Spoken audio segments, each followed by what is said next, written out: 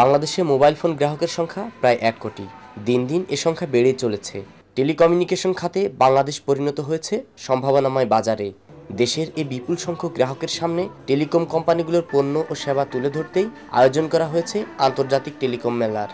আমাদের উদ্দেশ্য একটা কাস্টমার বেস তৈরি করা, যারা টেলিকমিউনিকেশন সম্বন্ধে ধারণা পায়। বৃহস্পতিবার শুরু হওয়া এ মেলা চলবে ৫ দিন। দেশি বিদেশি প্রায় ৫০টি প্রতিষ্ঠান তাদের পোস্টার সাজিয়ে বসেছেন স্টলে। ব্যাটারিগুলো আমাদের খুবই মানসম্মত। অন্যান্য কোম্পানির সেটের তুলনায় এখানে প্রাইসটা একটু রিজনেবল।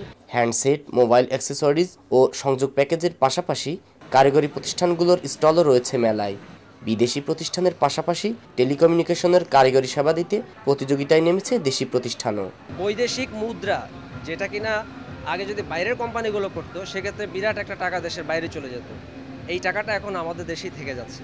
মেলায় টিকিট কেটে কেউ আসছেন কিনতে, কেউ বা টেলিকম সম্বন্ধে জানতে, আবার কেউ আসছেন ঘুরতে। বড়দের হাত ধরে আসছে ছোটরাও। সব মিলে একটা আনন্দ হলো, পছন্দ হলো, একটা সেট কিনলাম। ওই তো দেখতে এসেছি। হ্যাঁ, ছোট ছোট মোবাইল ব্যবহার করা যায়, কিনতে চাই কিন্তু বাবা কিনতে দেয় না। মেলায় আগত ক্রেতাদের দৃষ্টি আকর্ষণে বিক্রেতাদের উদ্যোগের কমতি নেই।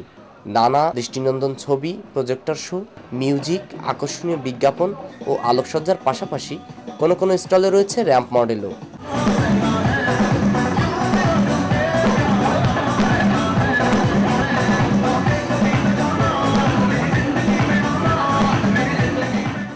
মেলায় দর্শক টানতে প্রতিদিন সন্ধ্যায় আয়োজন করা হয়েছে মোবাইল ফ্যাশন শো।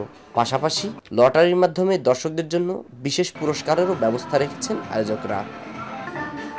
অনি আলমগীর, চ্যানেল এস, ঢাকা।